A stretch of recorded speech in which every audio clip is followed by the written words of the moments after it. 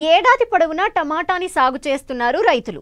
అయితే శీతాకాలంలో సాగు చేసిన పంటలో అధిక దిగుబడితో పాటు నాణ్యత అధికంగా ఉంటుంది. కానీ నిలకడలేని ధరలు ఈ పంటకు ప్రధాన ప్రతిబంధకంగా మారాయి. దీన్ని అధిగమించేందుకు రైతులు టమాటాని దఫదఫాలుగా విత్తుకుని సాగు చేస్తున్నారు. శీతాకాలపు పంట నుంచి అధిక దిగుబడులు పొందాలంటే రకాల ఎంపికతో పాటు పంట చివరి వరకు ఎలాంటి మెళకువలు పాటించాలో చెప్తున్నారు సంగారెడ్డి జిల్లా ఏరువాక కేంద్రం శాస్త్రవేత్త సరిత. శీతాకాలంలో టమాటాను అక్టోబర్ నుంచి నవంబర్ మాసం వరకు నాటుకోవచ్చు. టమాటా సాగుకు నీరు ఇంకిపోయే బరువైన నేలలు అనుకూలం. శీతాకాలంలో ఇసుకతో కూడిన గరప నేలల నుండి బరువైన బంక నేలల వరకు అన్ని నేలలను సాగుకు ఎంచుకోవచ్చు. మురుగునీటి వసతి లేని భూములు, చౌడు భూములు ఈ పంట సాగుకు పనికిరావు. అయితే రైతులు అధిక దిగుబడినిచ్చే రకాలను ఎంచుకోవడం, మేలైన యాజమాన్య పద్ధతులు పాటించకపోవడంతో చీడపీడలు ఆశించి పంట దెబ్బతింటోంది. దీంతో ఆశించిన ఫలితాలను పొందలేకపోతున్నారు. ఈ నేపథ్యంలో శీతాకాలానికి అనువైన అధిక దిగుబడినిచ్చే రకాలు, సాగు యాజమాన్య పద్ధతుల గురించి రైతులకు తెలియజేస్తున్నారు సంగారెడ్డి జిల్లా ఏరువాక కేంద్రం శాస్త్రవేత్త సరిత. టమాటా సాగు విధానం మనం చూసుకున్నట్టయితే టమాటోను మనము ఖరీఫ్, రబీ, ఎండాకాలము, సమ్మర్లో 3 కాలాల్లో సాగు చేసుకోవచ్చు. మనము ఖరీఫ్లో సాగు చేసుకునేటువంటి పంట జూన్, జూలై మాసంలో నాటుకోవాలి. అదేవిధంగా రబీలో సాగు చేసుకున్నటువంటి పంట అక్టోబర్, నవంబర్లో, అదేవిధంగా ఎండాకాలంలో సాగు చేసుకున్నటువంటి పంట జనవరి, ఫిబ్రవరి మాసంలో మనం నాటుకున్నట్టయితే మనము అధిక దిగుబడులు సాధించవచ్చు. అయితే ఈ శీతాకాలంలో సాగు చేసేటువంటి పంట యొక్క కాయ నాణ్యత, దిగుబడి, నిల్వ శాతం అనేది అధికంగా ఉంటుంది. కాబట్టి ఈ శీతాకాలం పంటకి రైతులు ఎక్కువగా మొగ్గు చూపడం అనేది జరుగుతూ ఉంటుంది. అయితే ఈ రకాల విషయానికి వచ్చినట్టయితే మనకి పూసా, ఎర్లీ, డ్వార్ఫ్, అదేవిధంగా అర్కా వికాస్, అర్కా సౌరవ్, వైశాలి, రూపాలి, లక్ష్మి వంటి రకాలను ఈ శీతాకాలంలో సాగు చేసుకోవడానికి అనుకూలంగా ఉంటుంది. సంకర రకాలు, సూటి రకాలు 2 రకాలుగా ఉన్నాయి. అయితే సూటి రకాలను మనం సాగు చేసుకున్నప్పుడు విత్తనం మోతాదు అనేది 200 గ్రాముల విత్తనం అనేది సరిపోతుంది. సంకర రకాలు మనం సాగు చేసుకున్నప్పుడు మనకి 80 గ్రాముల విత్తనం అనేది 1 ఎకరానికి సరిపోవడం అనేది జరుగుతుంది. అయితే విత్తనాన్ని మనము నార్మల్లలో వేసుకొని ఒక 8 నుంచి 10 నార్మల్లో సాగు చేసినటువంటి నారు 1 ఎకరంలో సాగు చేసుకోవడానికి సరిపోతుంది. అదేవిధంగా మనం పోట్రైళ్లలో కూడా నారును వేసుకొని సాగు చేసుకోవచ్చు.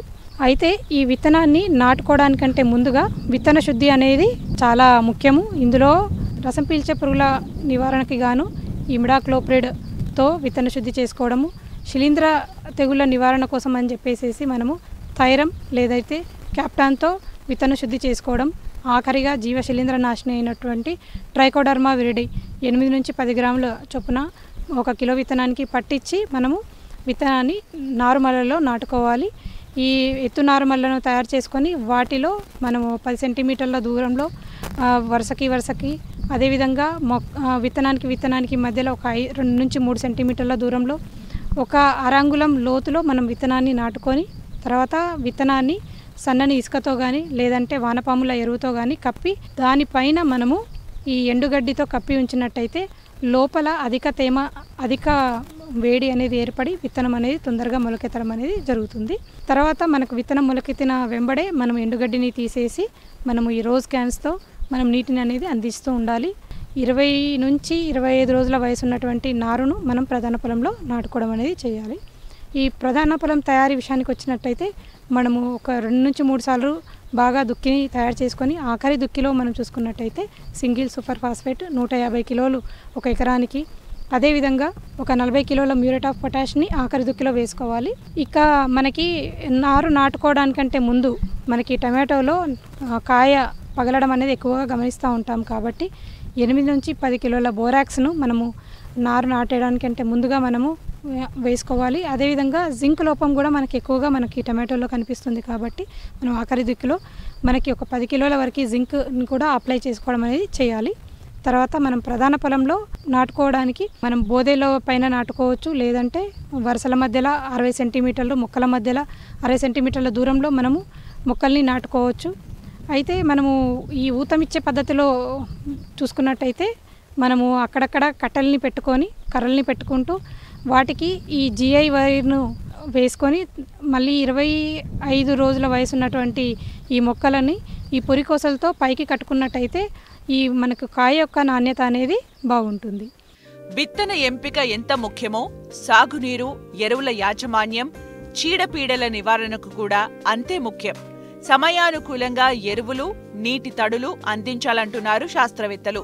చీడపీడల నివారణకు అధిక ఖర్చులు చేయకుండా తక్కువ సమగ్ర సస్యరక్షణ చర్యలు చేపట్టాలంటున్నారు. మనము నీటి యాజమాన్యం మనం చూసుకున్నట్టయితే మనకి కాలాన్ని బట్టి మనం నేల యొక్క రకాన్ని బట్టి మనం నీరును అందిస్తూ ఉండాలి. మనము 7 నుంచి 10 రోజులకు ఒకసారి, తేమ నిలుపుకునే నెలలు అయితే మనకి 4 నుంచి 5 రోజులకు ఒకసారి నీటిని అందిస్తూ ఉండడం అనేది చేయాలి. ఎరువుల యాజమాన్యం మనం చూసుకున్నట్టయితే మనకి 30 రోజులు 45 రోజులు ఉన్నప్పుడు మనకు ఈ యూరియాని 60 కిలోల యూరియాని మనం పైపాటుగా మనం ఇచ్చుకోవాలి. అదేవిధంగా మనకి జింక్ సల్ఫైట్ 5 గ్రాములు లీటర్ నీటికి కలిపి మనకి ఈ 30 రోజులు 40 రోజులు 60 రోజులు ఉన్నప్పుడు మనం పైపాటుగా కూడా మనం పిచికారీ చేసుకోవచ్చు. అదేవిధంగా మనకి పూత దశలో ఉన్నప్పుడు 10 గ్రాముల యూరియాని మనం 1 లీటర్ నీటికి కలిపి మనం పిచికారీ చేసుకున్నట్టయితే కూడా అధిక దిగుబడులు సాధించడానికి ఆస్కారం ఉంటుంది. అయితే కాత పూత రాలడం అనేది కూడా ఎక్కువగా గమనిస్తూ ఉంటాము. సో దీనిని నివారించడానికి గాను మనము ప్లానోఫిక్స్ 1 ml 4.5 లీటర్ల నీటిలో కలుపుకొని మనం పిచికారీ చేసుకున్నట్టయితే ఈ కాత పూత రాలడానికి కూడా చాలా వరకు మనము నివారించుకోవచ్చు.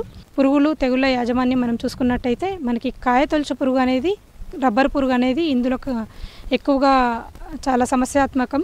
సో వీటి నివారణకి గాను ముందుగా మనము నీమ్ ఆయిల్ని పిచికారీ చేసుకోవడము 5 ml లీటర్ నీటికి కలిపి, ఉధృతి ఒకవేళ ఎక్కువగా ఉన్నట్టయితే థయోడికార్బ్ 1 గ్రాము 1 లీటర్ నీటికి కలిపి మనం పిచికారీ చేసుకోవడము.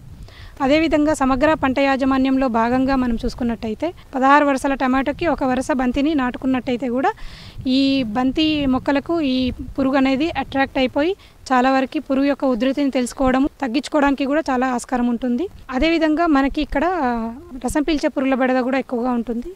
అదేవిధంగా మనము ముందుగా ఈ ఎక్కువ కాన్సన్ట్రేషన్ ఉన్నటువంటి పురుగు మందులను పిచికారీ చేయడానికి బదులుగా నీమ్ ఆయిల్ లాంటి వాటిని పిచికారీ చేసుకున్నట్టయితే, అది ముఖ్యంగా కాయ దశలో మనం ఈ పురుగు మందుల పిచికారిని చాలా వరకు తగ్గించుకున్నట్టయితే మనకి నాణ్యత అనేది బాగుండడము, సమగ్ర పంట యాజమాన్యం చేపట్టినా కూడా పంట దిగుబడి కూడా అధికంగా రావడం అనేది జరుగుతుంది.